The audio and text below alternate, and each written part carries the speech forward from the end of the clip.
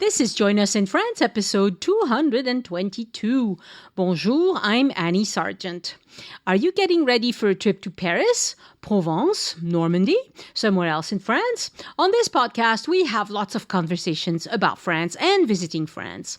On today's episode, first-time Paris visitor Eric Chao from the Philippines tells us about the 12 lessons he's drawn from his first visit to Paris. He's also the first Join Us podcast guest from the Philippines, and he makes a lot of great points on using scooters in Paris, talks about several of his favorite restaurants, what he thought of classic French foods like bœuf bourguignon, popular food establishments like La Durée and Angelina's, politeness in France, good advice about the Louvre and other museums, how to spot scammers in Paris. He got a great photo of scammers doing their thing in front of the Opera House, which you can see if you visit the episode page. And the ideal number of days for a visit to Paris. Great conversation. Stay tuned. Show notes and photos for this episode are on joinusinfrance.com/222, the number 222. Join Us in France is brought to you by Patreon supporters and Addicted to France, the small group tour company for people who want to enjoy France to the fullest and experience the best the country has to offer. I bet you're a bit like me. You don't travel as much as you'd like, and when you do, you want to see it all and not miss a thing. I'll be in Paris giving half-day walking tours in early May. The Giverny tour, Le Marais, and Ile de la Cité are already sold out. But on May 7th and May 8th, I'd love to be your guide in real life in Montmartre or Père-Lachaise or Saint-Germain-des-Prés or the Latin Quarters. And there are only 10 spots per half day. So don't wait, check them out on addictedtofrance.com.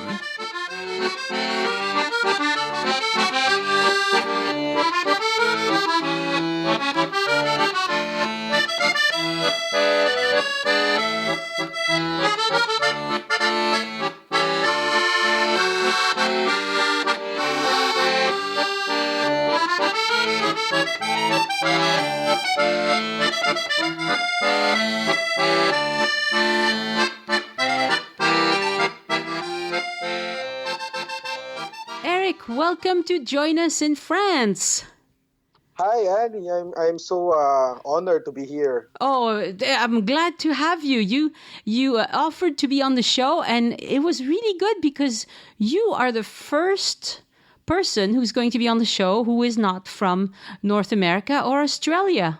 So thank you. Finally. I hope this podcast will spread to a lot of my countrymen and a lot of my friends. They are also dreaming of going there. Oh, wonderful. Wonderful. Yes. Okay, so you are from the Philippines? Yes, I'm a Filipino Chinese. I was born here, and I've been a big fan of your show in the past 3 months. Uh-huh. And even up to now, after we came back from Paris, more than a month ago, I still listen to your show. Oh, wow. So, yeah. That's great. Yeah. That's great. Okay, so tell us the dates of your trip. On the whole trip or just Paris? Just Paris. Paris was October 27 to 31. Okay, so of So 25 days, and it was in 2018. Yes. Yes, and it was your first time in Paris, right? It was the first time. For my wife, it's the first time for Europe. Yeah. And for me, the third time. But for Paris, yes, both of us, first time. Wonderful. Okay, and then you came up with 12 things that will help other people who are visiting Paris for the first time, which is wonderful. I hope so. I hope that I will not talk about the common things. I just things we experience and yeah. Right, right. So your first thing was to plan your transportation to and from the hotel. Do you want to tell us about that? Yes. Before I say that part, just want to give you a background of how the Paris trip came to be. Mm-hmm. Yeah, because we have a friend living in Brussels, and I was chatting with her last year, I think, and she invited us to visit her. Okay. Yeah. So she said, why don't you stay with me for a few days like that? So I thought, oh, it would be a good chance to go. And then when I told my wife, she said, how far is Brussels to Paris? And I said, maybe 2 hours. Right. She said, why not? Why are we not going to Paris? I said, okay, if you want, let's put Paris. Yes. No problem. Yeah. Smart wife. Yes. And then because it's her dream. So, and then because our flight is going to London. And then so the airline is flying straight from Philippines to London. So my wife said, we should also visit London. So sure. That's how it came to be. So very good. I planned it. Yes, I planned it. But if I had known about your podcast that time, I would have made different plans. Well, yeah, but it's pretty typical for a first visit to Europe to do 2 or 3 capitals. I don't think. What you did isn't strange at all. I prefer to spend more time in one capital and then maybe a year or 2 later go to another one. But hey, you do what you can. No, but I would have stayed longer in Paris if I had known about your podcast. That's what I'm saying. Yeah. And the Philippines is pretty far away from Europe, honestly. That's a long flight for you.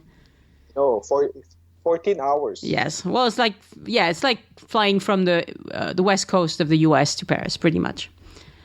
Yes. Very good. Okay, so your transportation to and from the hotel. Yes. So when I booked the hotel, I didn't know there were actually 2 main train stations. Well, there's 5 of them, really. There's 5 main train stations in Paris. You have the Gare de l'Est, Gare du Nord, Gare Montparnasse, Gare Saint-Lazare, and Gare de Lyon. So you got a bunch of them, and that's for the trains. Yeah, so I didn't know because we were taking a train from London to Paris. Yes. So what I did first was find a hotel. That's the first thing I did, and I thought Montparnasse is the main station, so I found a hotel near there. Yeah. Yeah, and then so I booked a hotel and everything, and then later I found out that the train doesn't go there from London. Right. So, yeah. Yes, goes to the du Nord, so which is quite far, across the city. It is. Yeah, Gare du Nord is a ways. Yes. Yeah, and then there's no direct bus or train that goes to one station to the other. True. Probably true. Yeah, so we had to. Your advice was take a taxi, right? I didn't take it. I apologize for that. It's okay. It's your life. You can choose. Yeah, I just wanted to, learn and experience. I said I can do it.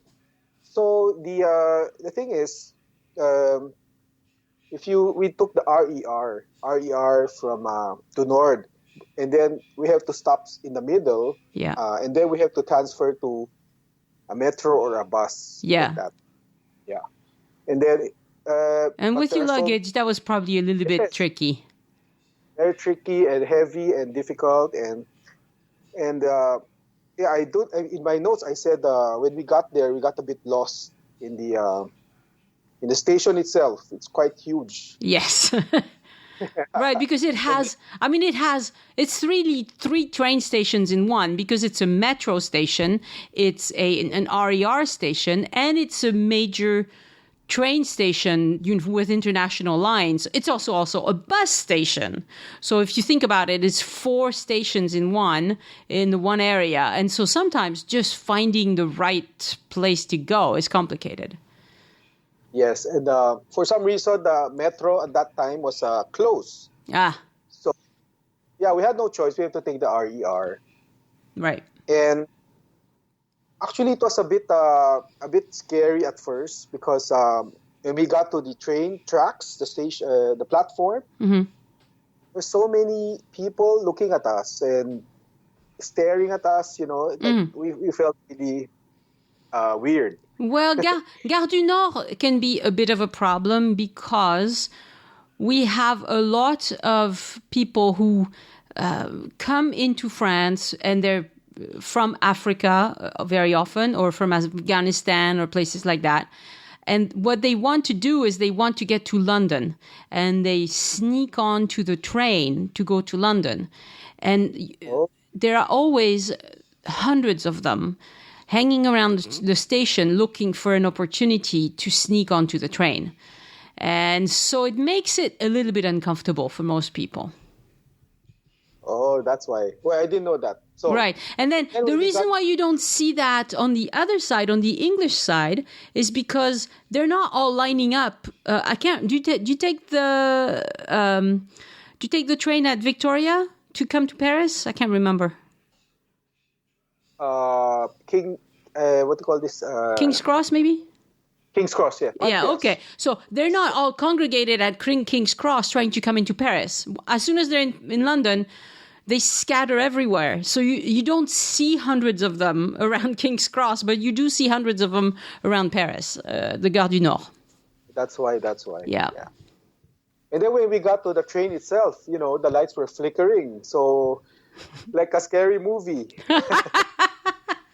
You know what I mean? Lights do that on trains. Why do they do that? Huh? I don't know, but it happens a lot on trains.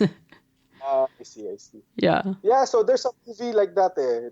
Anyway, I don't know if you know, it's an Asian movie. So where the people become zombies. So in the train itself. So, I see you have an active imagination.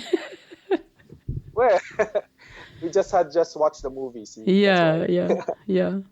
And anyway, the local people, we asked them and they said, yeah, we are on the right train. So that's fine. Yeah. That's good. But the thing is, the stairs. That's really challenging. The stairs. Yes. Yeah. When you have luggage, honestly, if I think some people, of course, they want to discover like you did, which is good. But the best time to discover is not when you have suitcases, especially when you've just arrived on a new continent. In your case, you had spent some days in London, so you were probably adjusted to the time. But yes. When you first arrive, you are tired and jet-lagged and confused, and you're also an ideal prey for anyone who might want to rob you.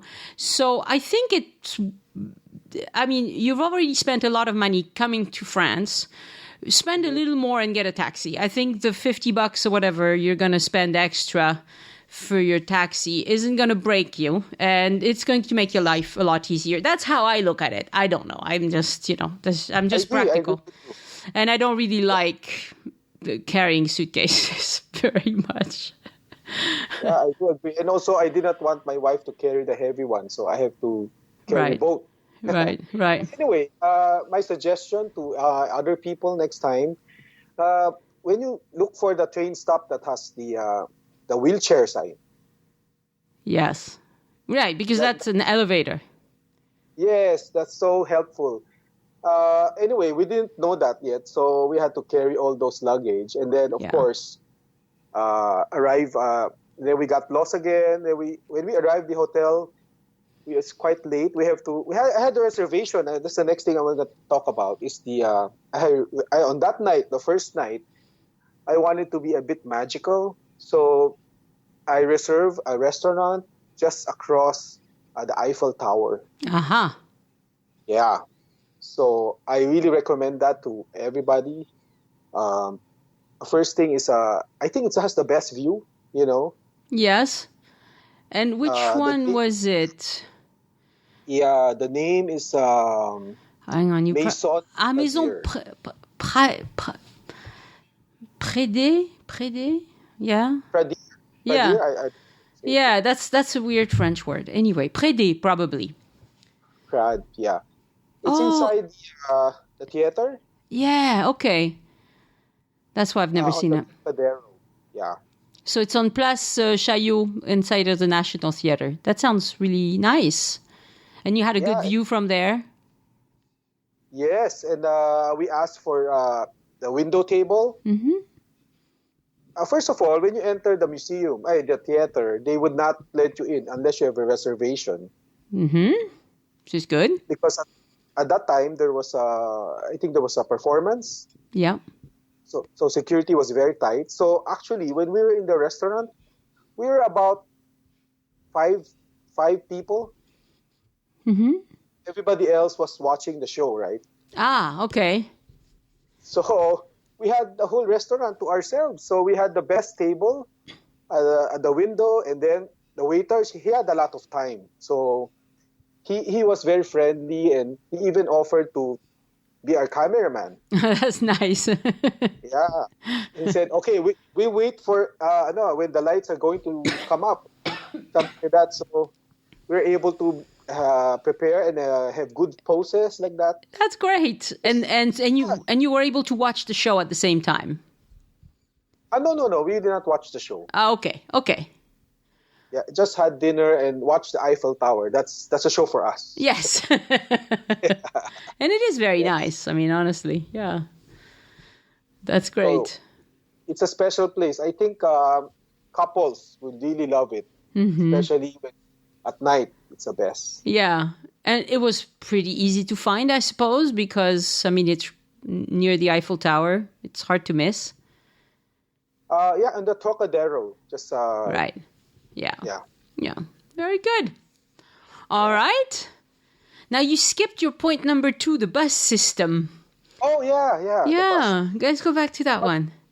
bus. Okay. The bus system. We like the bus. Wait, can I go back to the train? Sure. I have some comment about that because I was able to compare to London trains, Uh-huh. London Metro, and I really like the Paris Metro. You know, Yeah. what I notice is, first of all, you have to open the door, right? It doesn't open by itself. Some of them, it depends. Sometimes they open by themselves, sometimes they don't. Yes. So, and then the seating arrangement of the metro is where you can face each other, right? Mm-hmm. There's like it makes me feel like I'm in a cafe, you know, like, there are 4 people facing each other. We're having conversations. Yeah. We can be like in the bus, metro in the London. It was so silent. Nobody was speaking to anybody. It's like you're in a silent. It's because you sit side by side, and everybody was staring at their own cell phones, you know. Yeah. But in Paris, it's like people are friendlier because even in the metro, you could smile at the other person in front of you. And Oh, that's funny that you thought that, because I mean, people in the south of France are even more friendly, I guess, because when I last week in Paris, when I entered the metro, if it was really tight, it was me and my niece, and I'm heavy and she's very skinny, and so I would say I take a lot of room, but she doesn't. And people looked at me like deadpan, like didn't crack a smile or anything. But if I say that in Toulouse, they will start laughing. Like they think it's funny. I'm just making a joke, you know, because it's uncomfortable. You're too close to each other. I don't know. It's just to break the ice and make it feel a little bit more comfortable. But in Paris, none of my jokes worked. I was telling my niece, what is wrong with these people? They don't find me funny. oh, okay. Anyway. That was just silly. Yeah, but I like it. It's so charming. That's what. Yeah. So anyway, going to the bus. Yes, the bus. We actually, based on your advice, most of the time we take the bus all around the city, Mm-hmm. and we love it, but it's quite confusing, honestly. Oh. Yeah, because the streets. First of all, there's a bus lane, right? Yes, very often. Yeah. But the bus lane seems like it's not always on the side of the street. Sometimes it's in the middle. Mm-hmm. And then from the other street, let's say the bus is coming from the left side. And then once they cross the middle part, they move to the other side. They move to the right side. So it's like a snake.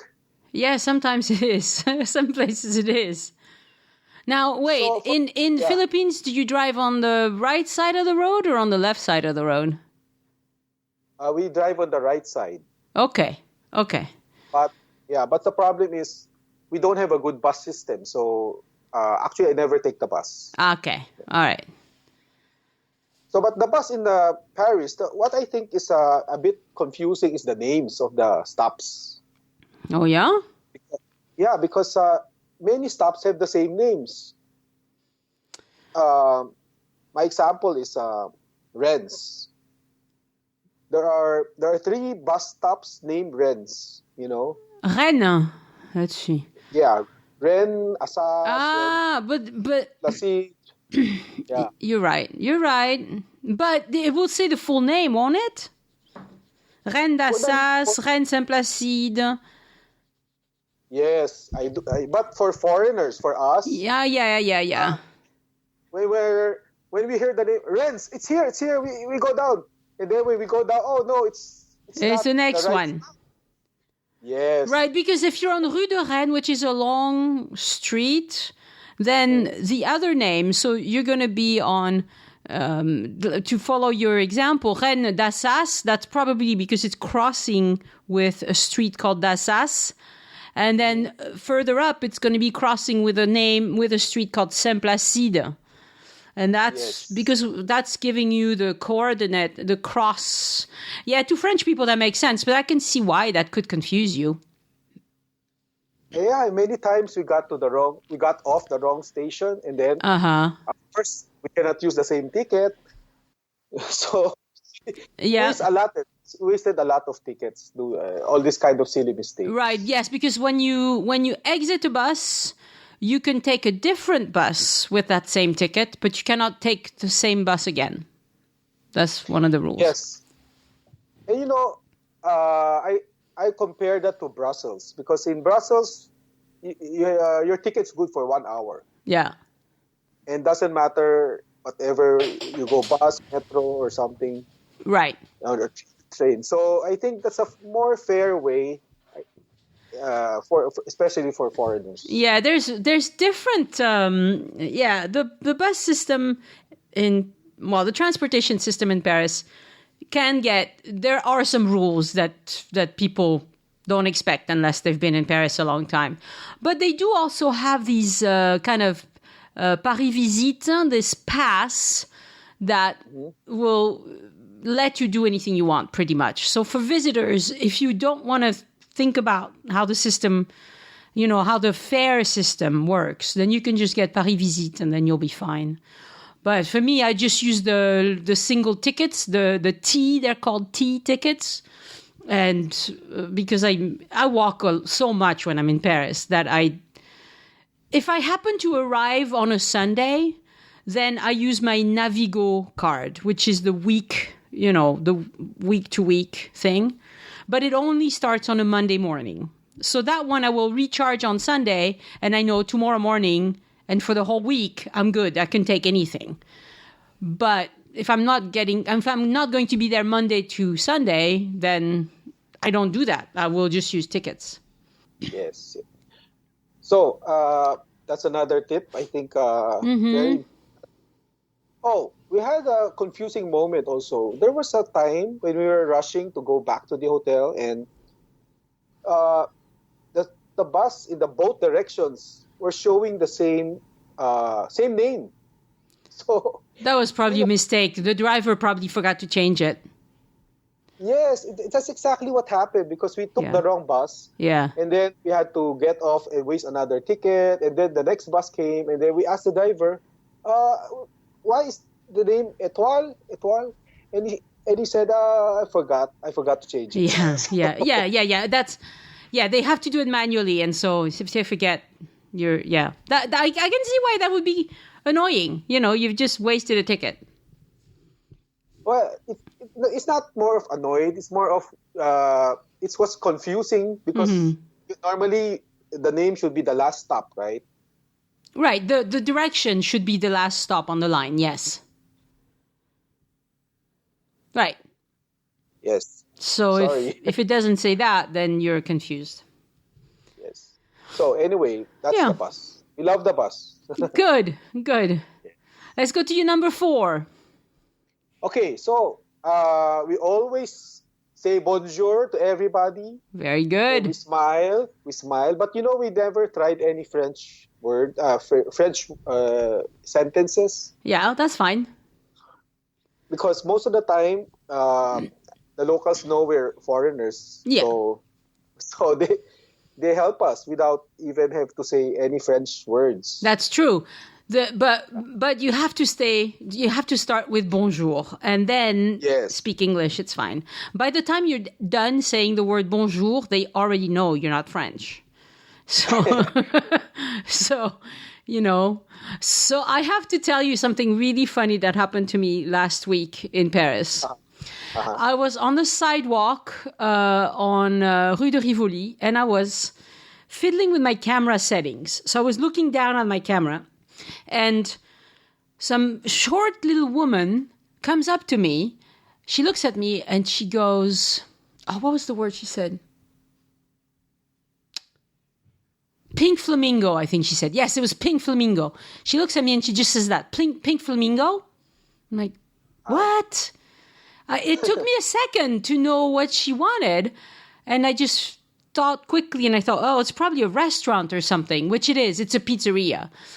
But, don't do that. Don't just walk up to somebody and say, pink flamingo. I mean, like, what you would do is, bonjour, pink flamingo, and then you're fine, Yes.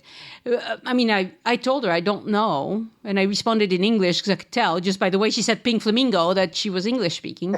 Anyway, it's just very strange. So you do have a lot of tourists who don't make the effort to say bonjour, and I'm used to it. It doesn't bother me. But honestly, if I was in the Philippines and I go up to somebody and I say pink flamingo, are they going to think I'm crazy?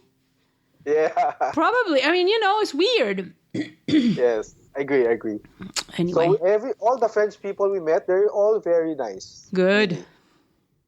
And I remember the old French lady, she couldn't speak English. And we were lost. We didn't know where the bus stop was, the right one. And she accompanied us to the right one. Oh, how nice. Yes. That's very nice. And also the waiters. I want to mention that because whenever we eat at a restaurant, we don't drink wine. We're not wine drinkers. Yeah. So we always drink just water. Yeah. And they always serve water. And then, of course, we are refilling our own bottles, right? So our tap water keeps getting empty. So right. And they were not annoyed at us that we would ask for refills. Oh, that's good. Yeah. That's good. Yeah, I think it's your attitude. Yeah. If you're friendly and smiling and being very respectful of their time and their work, then they're going to be doing the same to you. Yes. So I wanted to mention because after Paris we went to Brussels, and in Brussels the waiters were quite rude.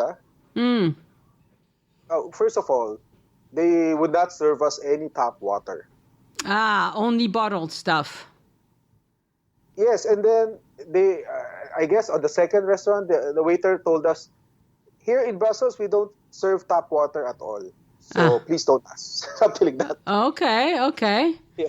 That's kind of bizarre. It's the same in Italy, by the way. In Italy, they won't give you tap water.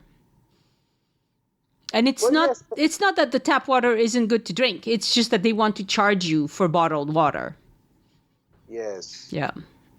So the other thing I did like about waiters in Brussels compared to Paris is in Brussels, they take their own tips. Oh. Yeah. 2 times.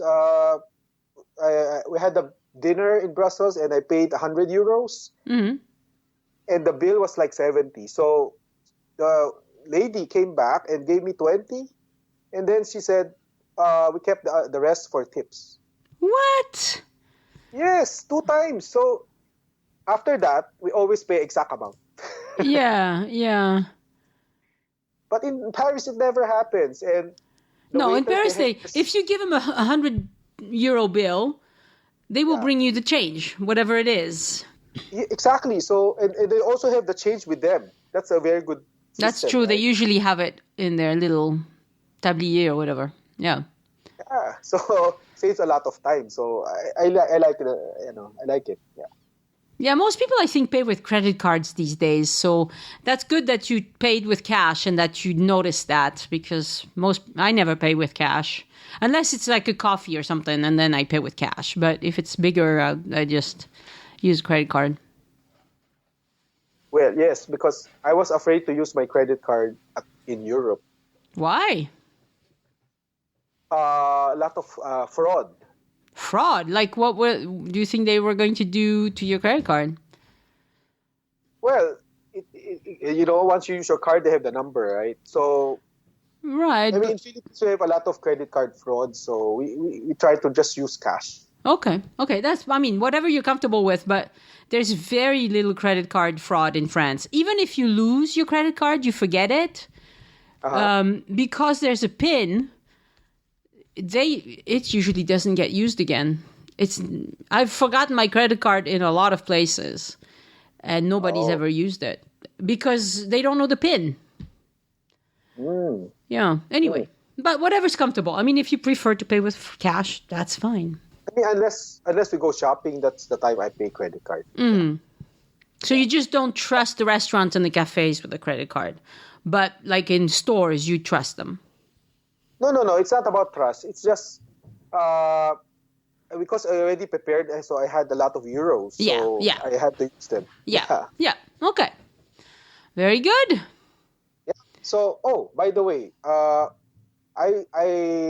would suggest to foreigners next time if they go, if they have a train they're trying to catch or something like that, Right. they can tell the waiter ahead of time. Oh, sure. Because that's what we did. For 2 times, we told the waiter that we are catching a train in 1 hour. So and she said, of course, no problem. And she served us very fast, and we got our bill. Right. So we had plenty of time. And all you had to do is just tell her. They can't read your mind. I've seen this. I've seen people who are sitting there all anxious that they're wasting time. Well, why didn't you say that you were in a hurry? Because the French waiter, by the default position of a French waiter, is that you want to enjoy your time wherever it is that you are. And so they're not going to rush you. But if you are in a hurry, just tell them. They will serve you quickly. It's fine. Yes. Yeah. Yes. Very good. Yeah. Ready to move on to number 5? Okay, number 5. My advice is you have to adjust to where you are. You cannot expect people to adjust to you. Mm-hmm. So my example is when two different times of when I was in a bakery. Yeah. And there was a long line, and I cannot pronounce the French food, so I just took pictures. Yes. While waiting in line, I see this kind of something looks delicious. I take a picture of it, right? Yes. So when it's my turn, I just show the picture to the lady there, the cashier. Yeah. So it works out. So yeah, that's brilliant. That's really smart. Yeah, that's really good. Just take a picture of what you wanted and show it to them. Excellent. Yeah. Because sometimes if there's a long line, you can't go back. You have to point from far away and it's hard to explain. But if you have a picture, excellent. That is brilliant. Oh, thank you. Yeah, because I heard about your podcast a few episodes ago about someone's not happy, right? Yeah. Yes. Yeah, when people have a bad time in Paris, I think it was called, or something like that. Yeah, this person had a bad time. And one of the things she said is it was hard to decide at the bakery and people went in front of us. But she should have done like you. You take your time, you go... Because most bakeries, you actually move in front of the pastries. Mm-hmm. So you can take a picture and then show it to them. Brilliant! I love that idea. And also, it happened to us that I was the one first in line, and I was unsure of what to buy, and I let the other people buy first. Right. out of politeness, right? You don't want to hold the line. Yeah. Mm-hmm. So I think that works out. Yeah. Excellent. Yeah. Oh, I want to mention that we were so amazed at the toilets. Oh, really? Yeah, the self-washing ones. Ah, yes. I mean, we had to try it just because it's there, and it's the first time we saw something like that. Yes. Yeah, even if the people ahead of us were taking a long time. And did you know that it will open by itself in 20 minutes. Did you know that? Yes, I knew that. Yes, 20 minutes is the maximum. It's a long time, though. You don't want to wait 20 minutes. And I was imagining, what if the person sitting down and the door opens? I mean, Yeah, that would it be so can. funny, right? I mean, it's never happened to me. The other thing you have to know about these toilets is that when the person comes out in front of you, the person who was in the bathroom before you have to let the door close and the cleaning cycle happens, and then it will open again. So you can't, like at a normal bathroom, the person comes out, you go in right ahead, right away. Yes. Over there, in those self-cleaning toilets, you have to let them out. The door closes, it cleans, it opens again, then you go. Otherwise, What happens if you don't do that? Yeah. if you don't do that, it won't clean. It'll feel your weight. You know, when you walk in, the little platform has some sensors. It knows that there's a person in there, and so it's not going to clean. It'll just say, well, there's a person, I can't clean. So, otherwise, water will... I didn't know that. I thought you get wet. No, you wouldn't get wet, no. But that would be funny. I know. Yeah. Very good. Another thing, Annie, I would like to really commend. This is something that we were so amazed as well. We had dinners at restaurants where very small tables. Yes. And beside us, there was a mother and her daughter. Yeah. And she was really well behaved. The daughter was, yeah. The daughter, yes, the daughter. She was like maybe 6 years old, like that. And she kept staring at us, but she wouldn't smile. And if I smile at her, she would just look away, right? Shy kid.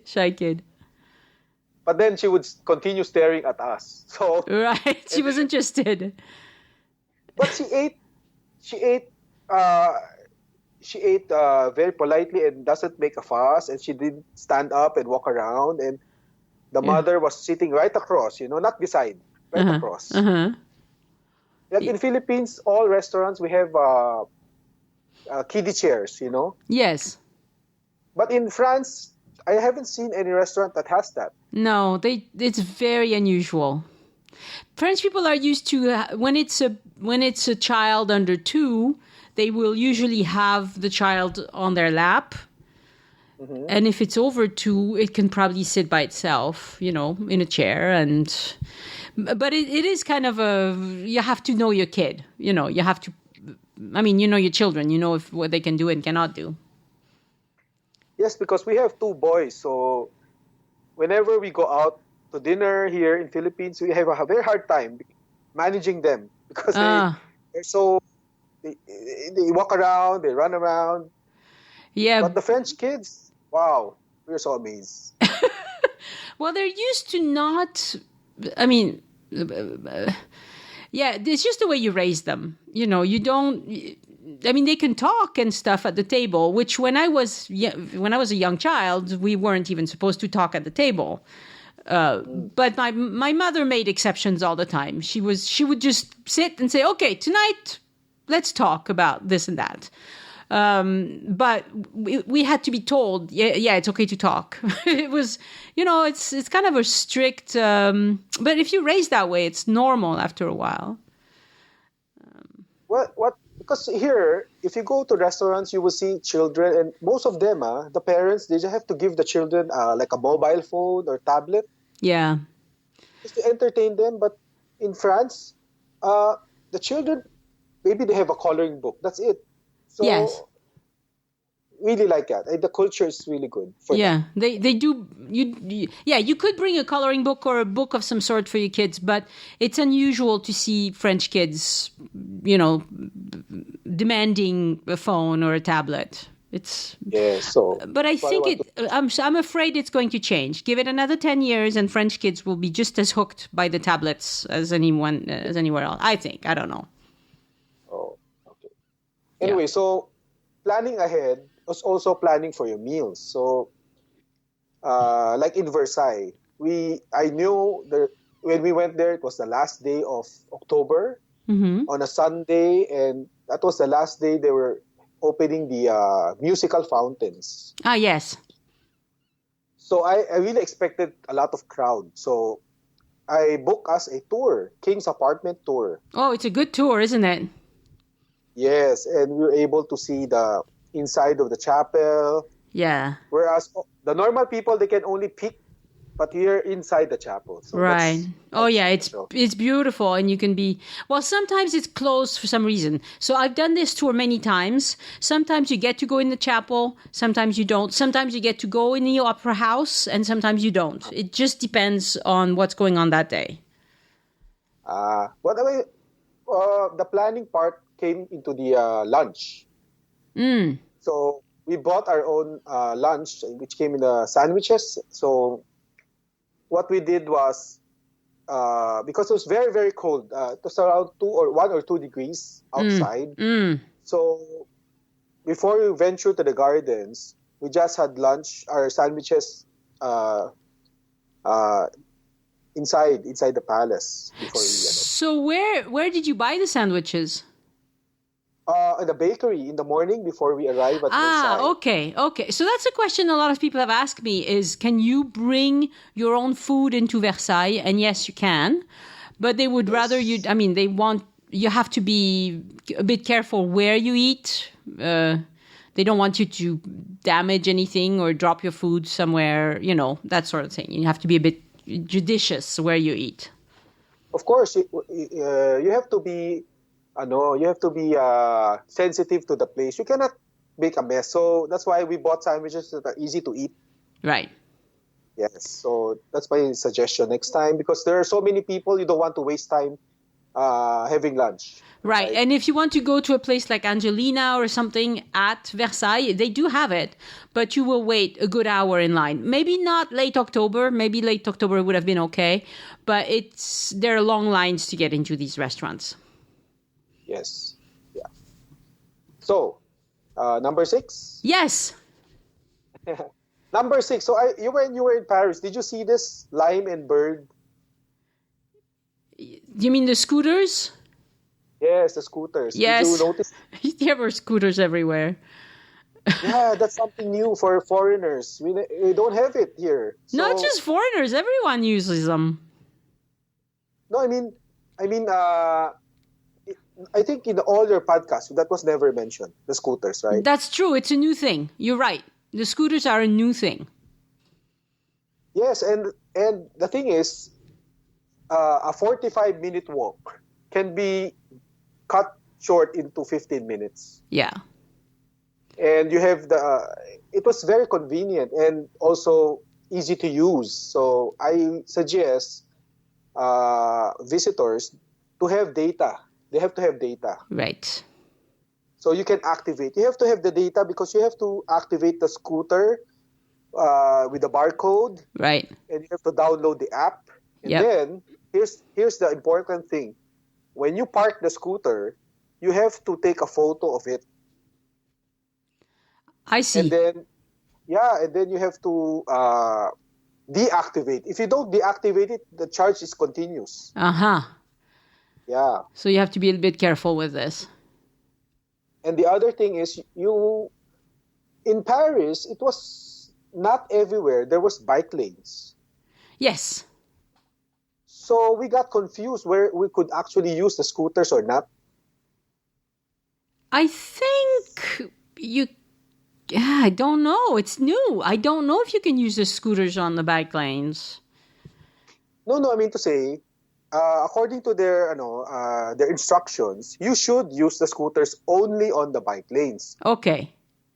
But what I'm saying is, it's not clear everywhere where the bike lanes are. Right. You see? I saw mostly scooters on sidewalks, to tell you the truth. Which is when I noticed them, because I thought they were gonna, they were going a little too fast. But well, you have to be careful because a lot of people have met accidents on the scooters. Yeah. Yeah. So, and also right now, those scooters, you don't have to have a helmet to ride them. But I think if it gets out of control in France, what's going to happen is they're going to require a helmet. And then people will stop using them because they're not going to carry. I mean, it's so convenient. you're like, oh, I just missed the bus. I'll just grab this scooter because it's just sitting there. Yes. But if you don't have a helmet, you won't. So I think if there's too many accidents, that's where it's going to go. But we'll see. Well, on our experience was we saw one scooter outside the Orangery Museum, and then my wife, she said she wanted to ride, so I said, okay, go ahead. And she took, it was only one scooter, so I had to walk. So she went ahead of me. We were going to the Louvre, so it was quite a long walk, right? It's 1.5 kilometers. Yeah, I mean to say, when I arrived at the end of the Tuileries Garden, and then we met up again, and she said, oh, she tried, when she rode the scooter on the in the garden, someone stopped her and told her, you're not allowed to ride the scooter here. Okay. Yeah, and then she had to go to the outside of the garden. To park it. And then to ride it. And then she didn't know where to park it, you see. Right. And if you park it in the wrong place, they will charge you 50 euros. Oh, wow. Yeah, so... Wow. So I saw a lot of people who are going to get 50 euro fines because I saw them at the weirdest places, like right by a light for pedestrians. And they would put it like in the middle of where pedestrians are supposed to walk. I'm like, see, because I've raised guide dog puppies, I always think of the sight impaired people. Because if they were walking around with a cane, because the cane touches the ground, they wouldn't feel the scooter and they would trip on it because the cane doesn't detect it. A guide dog, of course, would take you around the scooter, but a simple old style cane wouldn't. So it can be pretty dangerous, I think, if they're not put back in the right place. That's why for us, we were, even up to last week, maybe, I was still afraid that my credit card would have a 50 euro bill. And it didn't? So you did it right. Thankfully, yeah. That's good. No. That's good. Yeah. Oh, then also golf carts. I would suggest the golf cart in Versailles. Yeah, you liked it? Yes, because it saved a lot of time and also saved our feet from hurting. You're not used to walking very much, are you? No. Here we drive cars, go to office, drive cars. So our normal steps is like 2,000 a day. Oh, wow. Yeah, that's nothing. I know. So in Paris, we're averaging like 22,000. Right. Yeah, it's a lot more. That's why your feet were hurting. Yeah, so the golf cart was really helpful and, of course, quite expensive. But the nice thing about it is we were able to also help other people, you know. Huh. We could offer rides to other people. That's nice. You guys are nice. Well, we saw an old French lady walking and we offered her a ride. And she can't speak English, but she joined us. That's nice. Yeah. You must look like very nice people. And so she was like, oh, they're fine. Let's go. No, we just smile and say bonjour. Yeah, exactly. Very good. Oh, the golf cart in Versailles. This is the funny thing. If you go outside certain zones, the golf cart will automatically stop. Oh. Yeah, and then at first you'll be scared that, hey, what happened? The battery ran out or something like that. And then, yeah, it's a technology thing. It won't let you do anything stupid. Yes, you have to back up. Oh, very good. That's clever. Yeah. And then they also play French music while you're driving the golf cart. So it makes you feel like you're in the mood, you know. That's nice. That's very nice. Yes. Okay. So that's my ano. Number 7? Number 7, the Louvre. Okay. Paris Museum Pass. Mm-hmm. It's already been discussed in many podcasts, so we use that. And the thing I want to say about it is because of the toilet issue, right? You have to use the toilet at every place you go, right? The Pretty much. museum. Yeah. If you go to the restaurant, don't forget to use the toilet. But if you have the museum pass, and then suddenly you need a toilet, and then you see a nearby museum, you Yeah. can just go in and even use the toilet. Yeah. So Especially, that's the the one you say is the conciergerie. It's usually there's no line. I mean, there might be a little line in July and August, but the rest of the year there might be 2 or 3 people in front of you. It's not like a big line. So, yeah. Yeah, so because we were in Notre Dame, we were the first visitors, I think, in the Notre Dame. So we finished very, very fast, and then maybe 30 minutes. And then we had some time, and we passed by the conciergerie. So we used the museum pass. Sure. Yeah, so that's why it's worth the money. Yeah, I think it is. And besides, if you do the math, even if you're just going to see 2 museums, it's worth it. So you just have to work it out. You know yourself. You know what you want to see. So work it out. But for me, it's worth it typically. Although this last time I didn't take it because I've seen most of the museums in Paris now. And so I just thought, well, if I have time to go into something, because I wasn't sure how I was going to do on time. So I just thought, I'll just pay for the ticket. And we even lined up at the Louvre, which is a place where I would not recommend you go without a ticket already bought. And it was fine. We waited maybe 10 minutes. But of course, it was December, So it's not the same as July and August.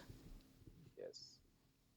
Yeah, so for example, when we saw the Orsay, and it had a long, long line, even for those with tickets, it was very long. So we just decided, let's go to the next museum, which is the Rodin. Ah, yes. So with the museum pass, it makes it so convenient. Yes, it makes it easy. Right, because you don't have to decide what museum you're going to see. You don't have to decide if you're going to go in once or twice or 5 times. You could go back 5 times to the same museum if you want. Yes. Yeah. So, I want to say about Invalides. Invalides. I'm not sure I understand that. Oh, les Invalides, sorry. Yes, sorry, Invalid, yes. Yes. There's a miniature. Of a lot of landscapes in France, but it closes at 5. Yeah, a lot of things. In the winter, it closes early. Even in the summer, some of these things close early.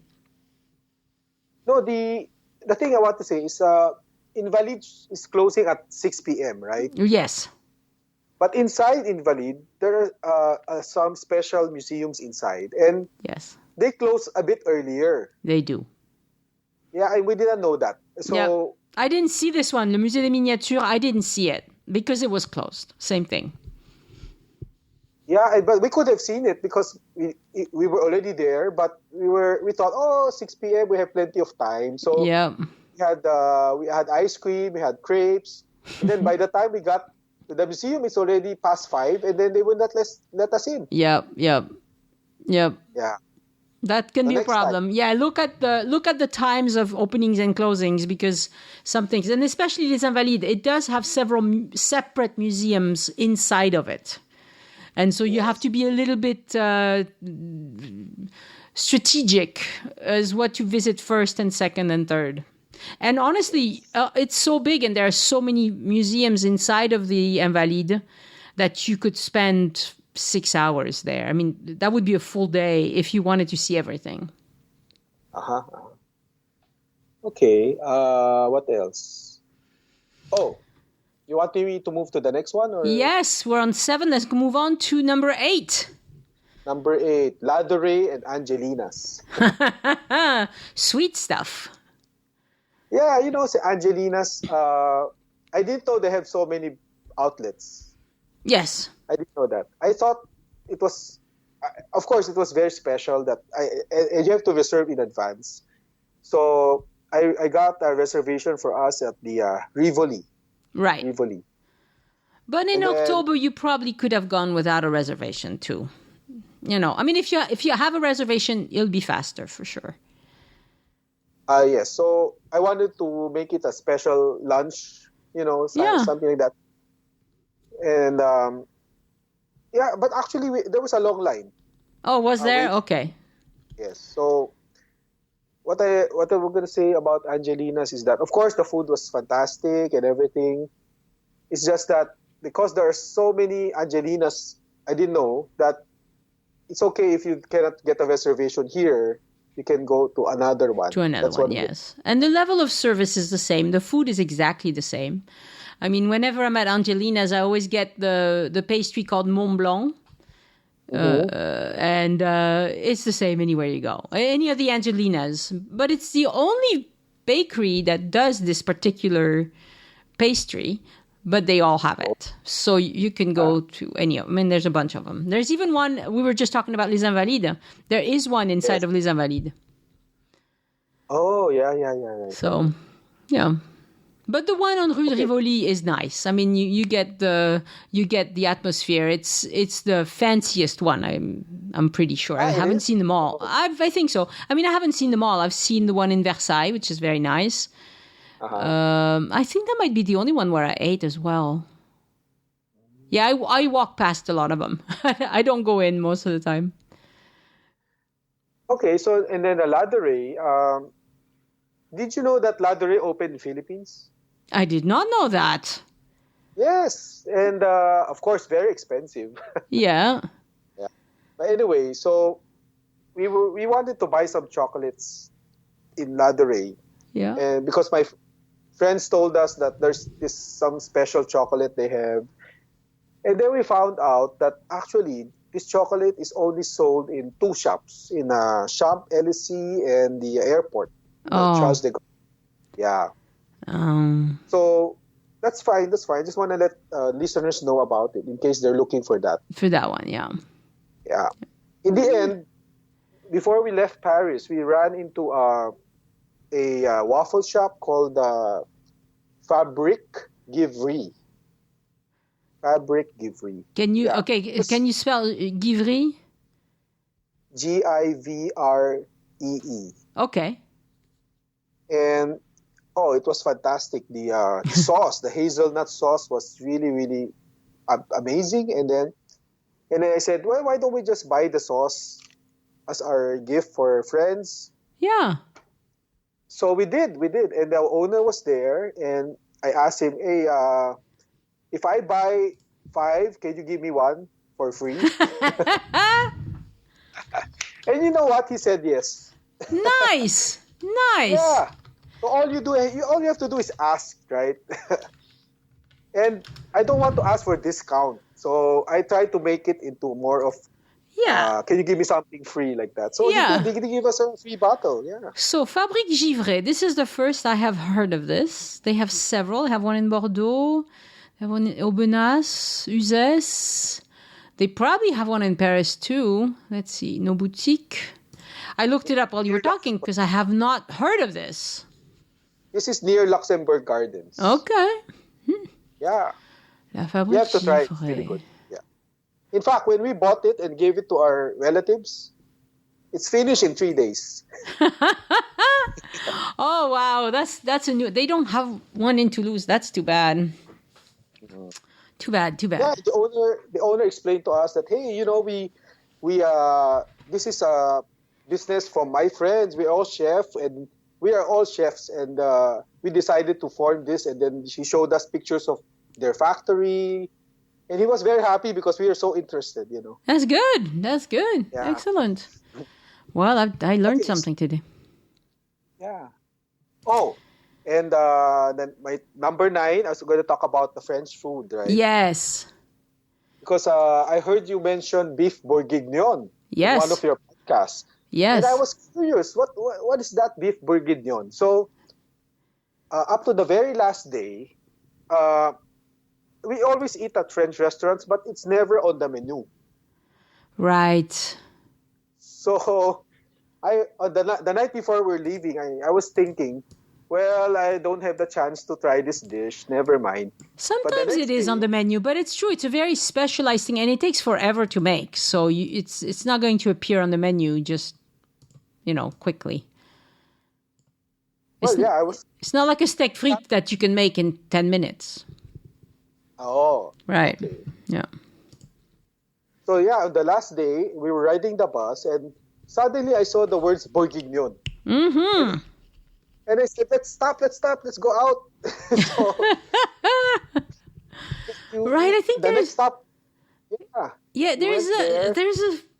isn't there a place like that in Le Marais called Bourguignon something or other? A restaurant. The restaurant itself is called Bourguignon. That's it. That's the one we saw. Ah, okay.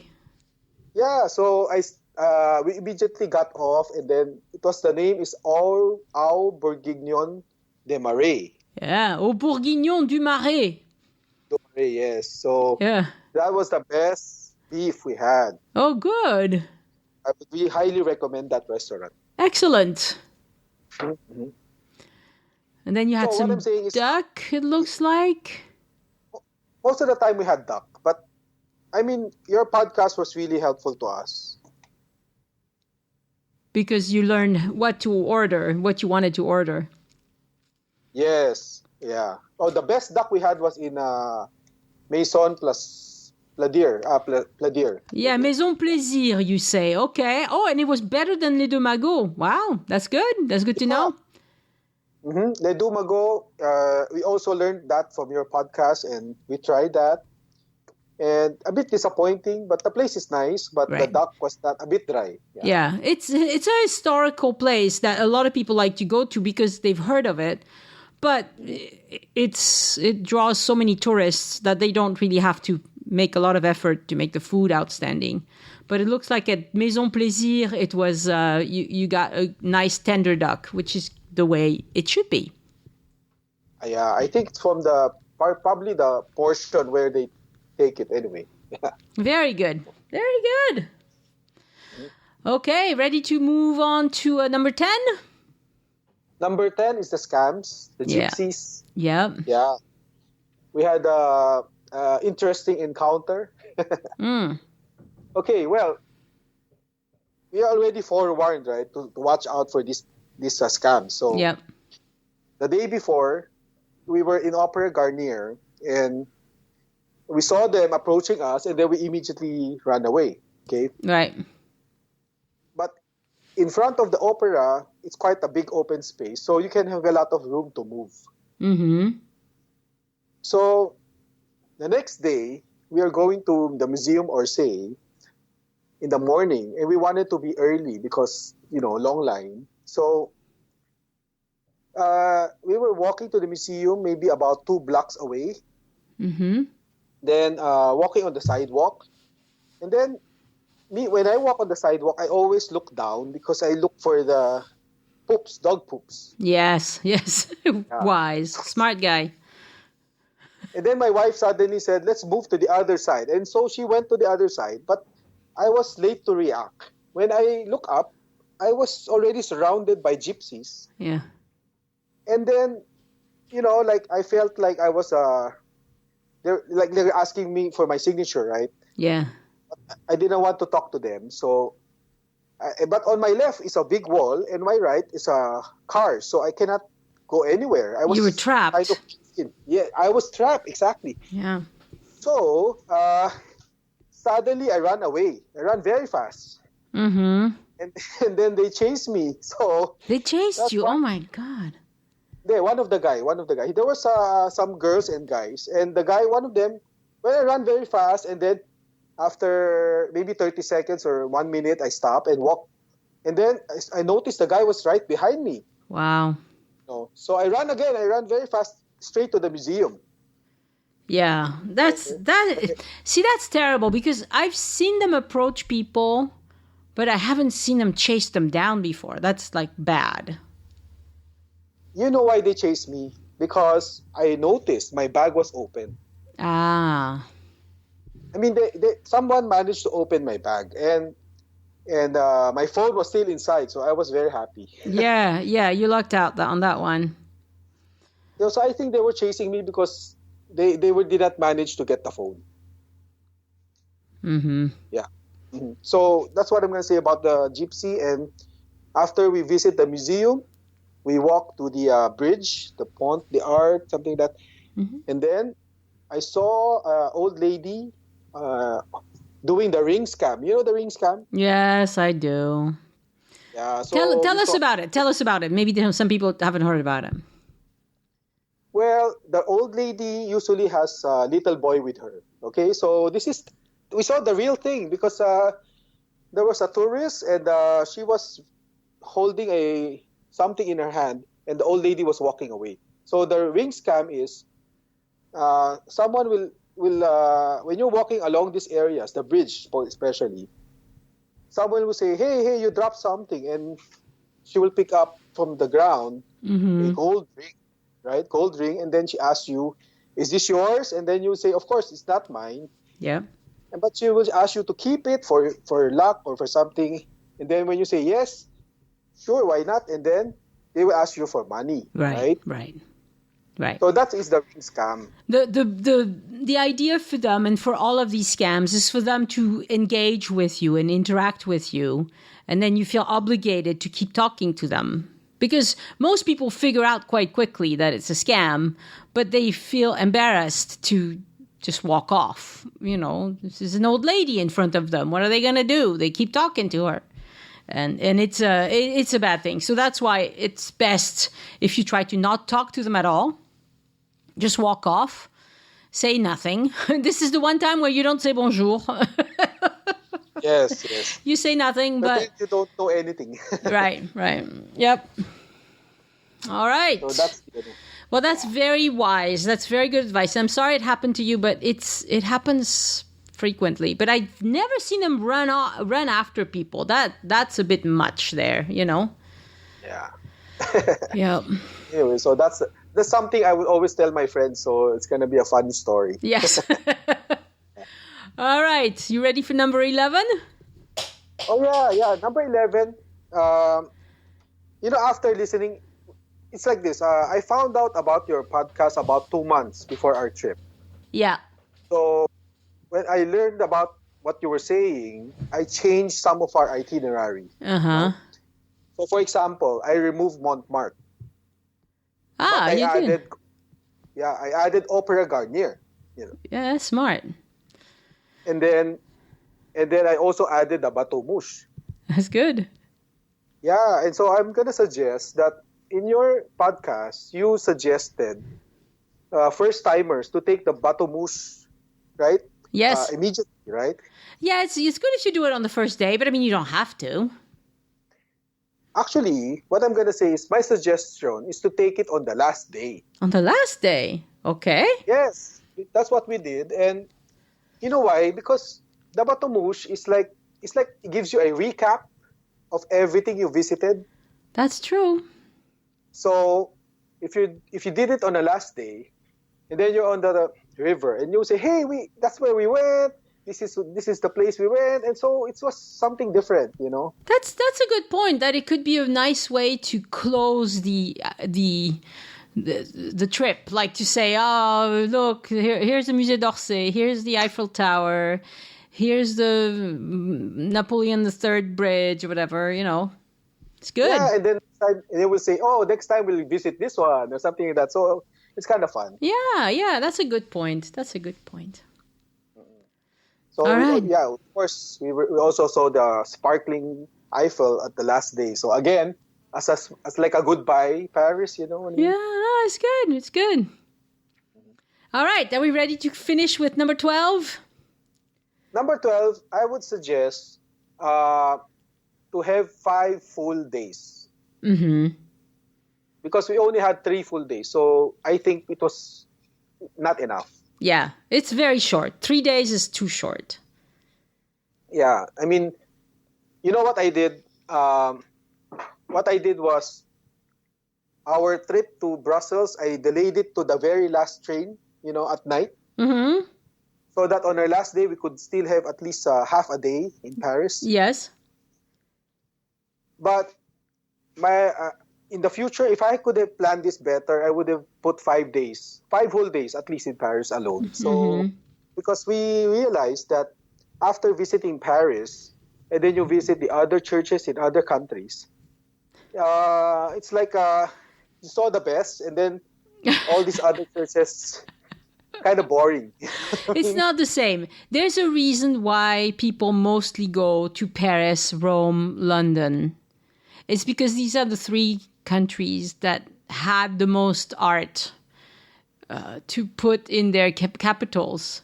I remember going to Helsinki, which is a beautiful, beautiful town, in Finland, but it's not very well decorated. Like in the 15 and 1600s, in the 1200s, they weren't building cathedrals, and in the 15 and 1600s, they weren't hiring Italian artists to come decorate all their monuments, and it shows. It's just not the same ambiance. Yeah. So, those are the top my 12 tips, and do you want me to share some of my thoughts or no more? Sure. Go ahead. I mean, quickly, because we've been talking a long time.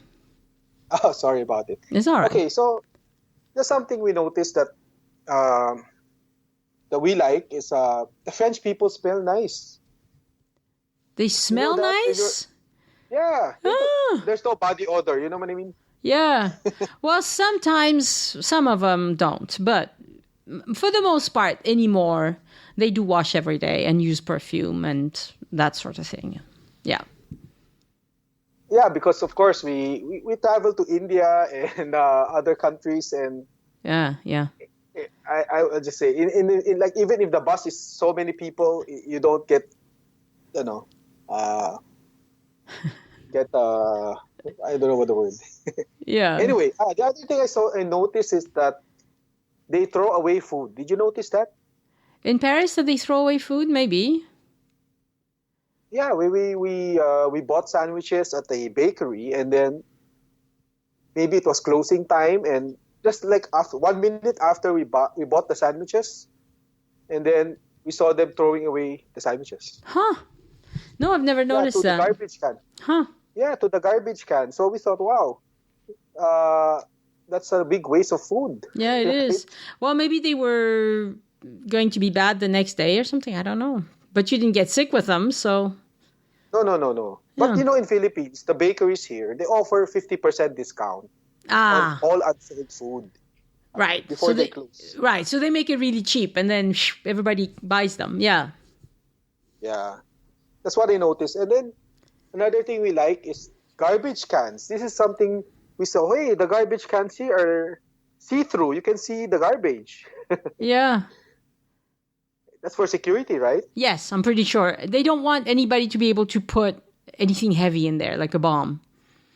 Yes, that's why you said, this is a very smart way to do it. Yeah. Well, it's visually it's not the most pleasant thing, but it's easier for the police and the people who work on the street, people who work cleaning the streets and all that, to keep an eye on things.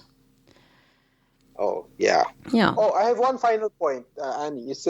This is I want to share to all my Asian friends. Okay. It's about travel insurance. Aha. Because about 3 weeks before our flight, the airline company, they changed the date of our departure. Oh. So I was in a panic mode because, I had to book another hotel, and then I had to change my... We're supposed to fly back to London on the same day. Right. I had to rebook flight, Yeah, you had a complicated trip. You were going several places, yeah. Yeah, so it was not so easy because they just said to us, they sent an email and said, oh, by the way, your departure date has changed to this date. Oh, wow. And then, so if you don't have travel insurance, so it's a good thing we had. So actually, I was able to claim insurance out of it. Mm-hmm. And so, but then my suggestion is you always keep the receipts, because if you don't have receipts, you cannot claim anything. That's true. Yeah. It's always good to keep your receipts. All right. Well, Eric, you have been a very interesting guest on the podcast. This is a very different type of episode because we still give advice, but it's from an Asian perspective, which we've never had before. So this is excellent. Thank you so very much for coming on the podcast. And yeah, do tell your Asian friends. We will do that. They can listen and they can avoid all the scams and stuff. And of course, I'll put all your notes I think your episode is going to be 220, this one. Okay. But it might, and I might have to change that. But if it is, then it will be joinusinfrance.com/220. And then you'll be able to see just the show notes that I write about this, but also Eric's notes, full notes of everything he sent me to go through this episode. So you can see everything in writing. All right. So I hope one day to meet you in person. It would be lovely to meet you in person as well, Eric. Thank you so much. Okay. Take care so much. All right. Au revoir. Au revoir. Au revoir. Thank you, Beatrice Van Kroonenborg, for pledging to support the show on Patreon this week. And my thanks to all the other patrons who support the show month after month. Thank you so much for giving back. Would you buy me a coffee if we met in real life? You can do exactly that by supporting the show on Patreon for as little as $2 per month. Visit patreon.com/join us to see the different reward tiers and give back. Thank you also, Mark Janda, for your one-time donation. You can do that by using the bright green button on joinusinfrance.com. There are 5 green buttons on any of the episode pages. One says tip your guide, and just like all guides, I appreciate a tip for a job well done. Another says extras, Another says extras, and it has an envelope icon. That's to join the mailing list. I haven't been doing much with the mailing list in the last few months, but that's about to change. I'm in the middle of a project where I'll be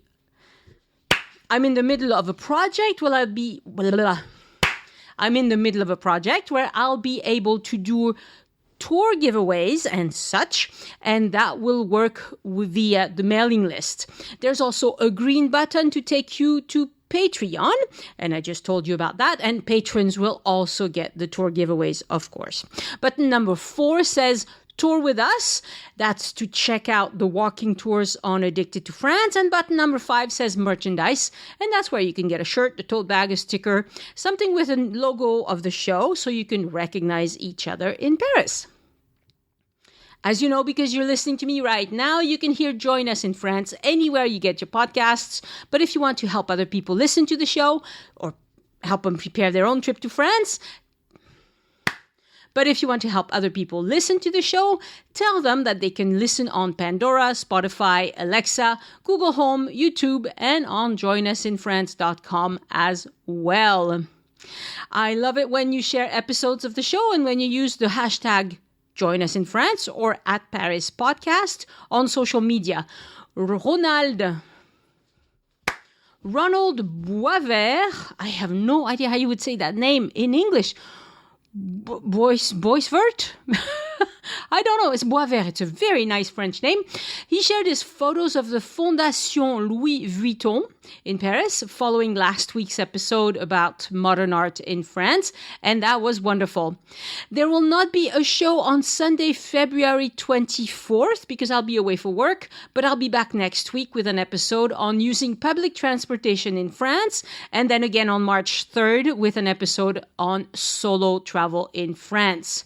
If you have a great show topic for me, reach out to Annie at joinusinfrance.com. I am always looking for new inspiration. Have a great trip. Have a great week of trip planning, and I'll talk to you next week. Au revoir. The Join Us in France Travel Podcast is written and produced by Annie Sargent and copyright 2019 by Addicted to France. It is released under a Creative Commons Attribution, Non-Commercial, No Derivatives license.